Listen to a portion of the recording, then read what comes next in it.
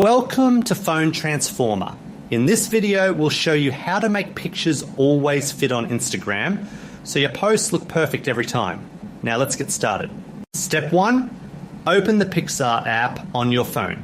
This app is useful for editing and adjusting photos before posting. Step 2, tap the plus icon, then scroll down and tap colored backgrounds. This option lets you create a base for your photo.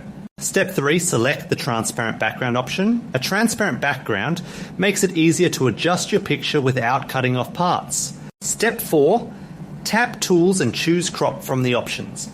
Cropping helps you set the right size for Instagram. Step 5, crop the transparent background to portrait or 5:4 ratio. This ratio is important because it matches Instagram's post dimensions. Step 6, tap Add Photo from the bottom. This lets you place your chosen picture onto the background. Step 7, select the photo you want to post and tap Add at the top right.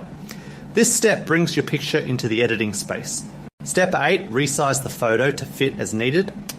Adjusting size ensures the whole image fits without being cut off. Step 9, save the edited image.